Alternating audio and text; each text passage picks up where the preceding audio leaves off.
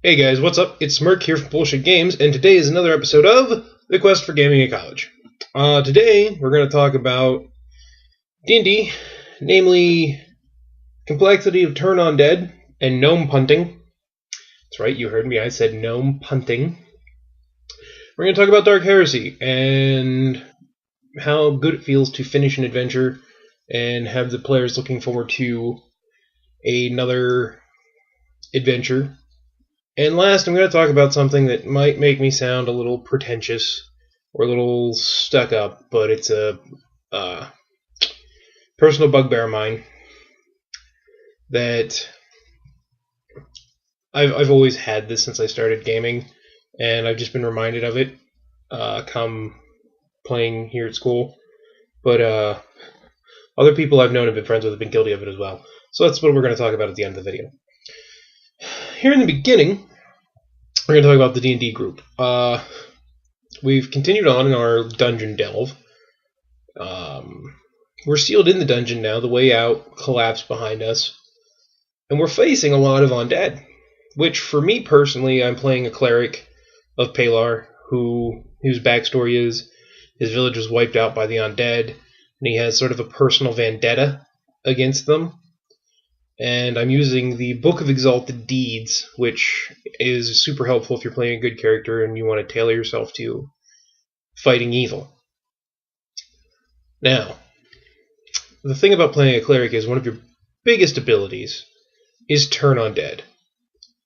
And Turn on Dead is really helpful. But in the D&D system, it's a little complicated.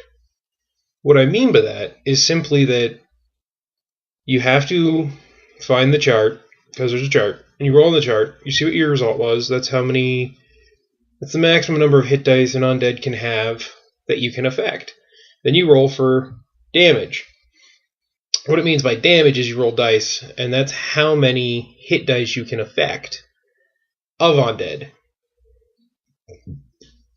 And it's a complicated system. Oh, excuse me. And the system I like a lot better than that is the Pathfinder system, where instead of Turn on Dead, clerics have Channel Positive Energy, and all you do is you say, I'm channeling positive energy, and you either decide to heal all your allies within 30 feet of you, or deal damage to all undead, and it might be evil outsiders within 30 feet of you. And the healing and the damage are dependent on your level. It's a lot simpler, it's a lot cleaner of a system, and that's just why I tend to like that better than the Turn on Dead system in D&D. Now, on to the other thing I want to talk about that's come up in our D&D group is traps. Anybody that's played D&D knows traps are a constant in a dungeon. Sometimes they can really suck, especially if you don't have a rogue or a bard.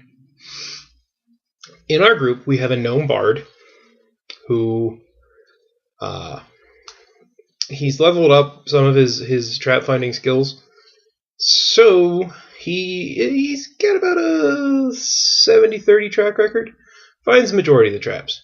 However, Monday night, the one trap he didn't find was the swinging pendulum hammer trap that the DM told him just to go down to 2 health, because if he wouldn't have, he would have died. It was 3d12, plus 8 damage. The funny part about this was the fact that it knocked him across the room.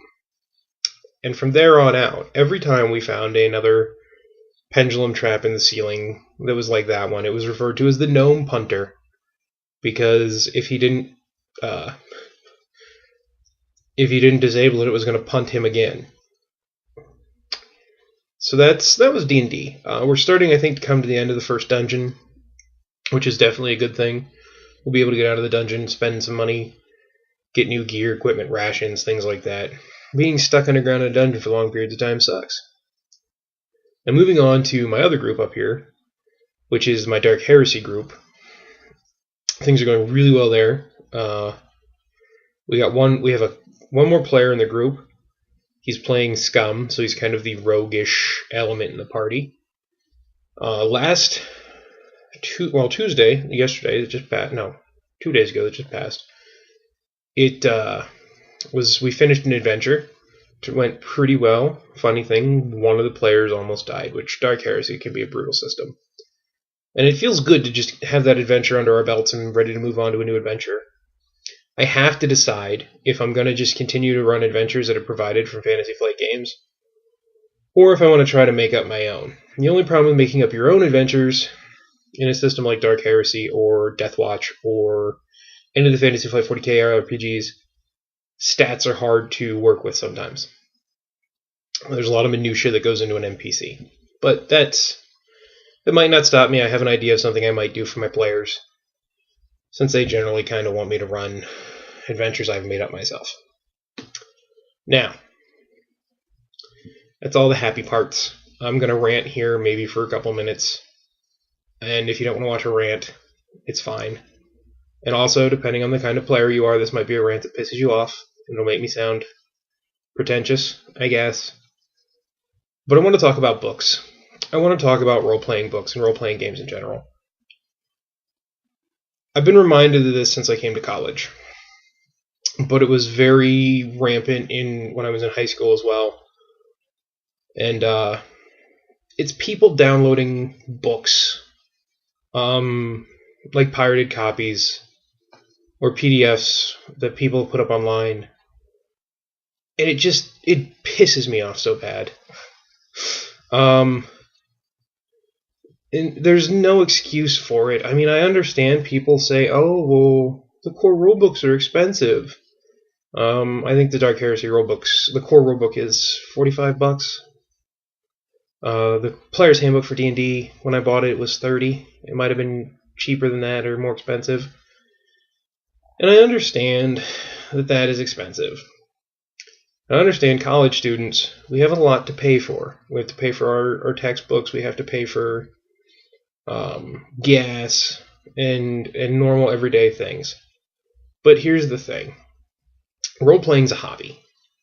Hobbies are expensive, and there's a lot of reasons I think that just downloading the books and getting them free in not quite the legal way of attaining a book is wrong. And it really has not much to do with the illegalness of it. It's the fact that, A, as a person who bought the book, who supported the company to put the book out, I feel insulted. I feel insulted that you don't have enough respect for the other players or for the company that's putting the game out to buy the book. Instead, you have to get it, download it or, torrent it or whatever. That pisses me off. On top of that, when you have a downloaded copy of a book, you're bringing a laptop or a tablet or something to the table to look at that book. That brings a distraction to the table and to the gaming group. It's a pain in the ass, and I don't like it. Another problem I have with it is people that say the Dungeons and Dragons books are expensive or they can't afford them. They are expensive, but in this day and age, there's eBay, there's Amazon, there's online retailers that are selling it up, sometimes up to a 30% discount. That knocks those books down into like the $20 to $30 range. And the $20 range is super affordable for a role-playing book.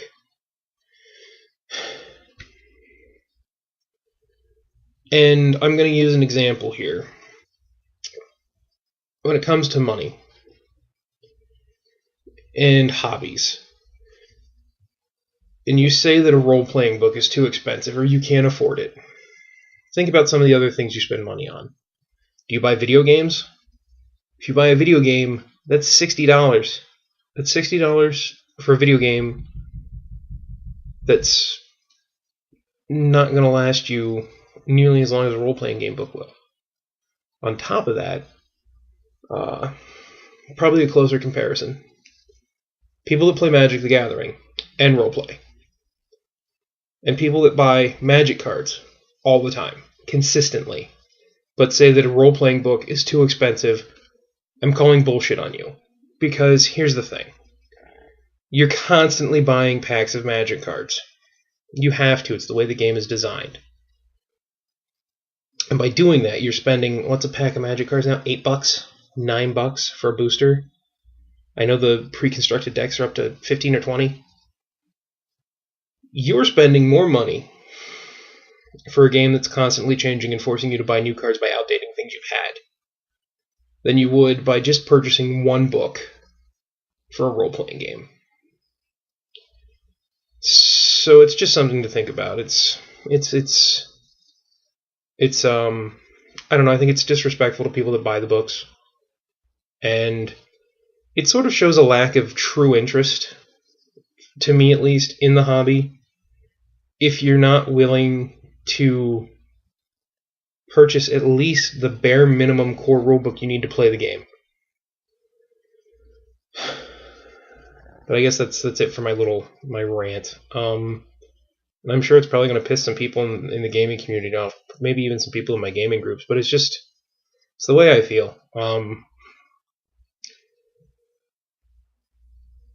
I've spent money on books. I'm proud of my book collection. And I'm proud of the fact that by spending that money, I'm helping the company that puts out the material.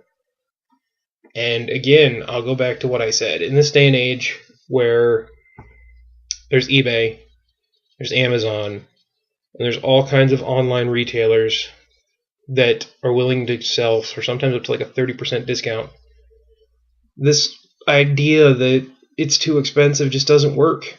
It really doesn't. I mean, there's something else there. There's some other reason. But that's it. That's the end of my rant. Because yeah, that's been bothering me for a while, and I wanted to say something about it. Anyway, hopefully you guys enjoyed the video. Tomorrow there'll be some gaming videos that we'll be doing coming up. It is Valentine's Day. Hopefully you out there that have a significant other enjoy yourselves.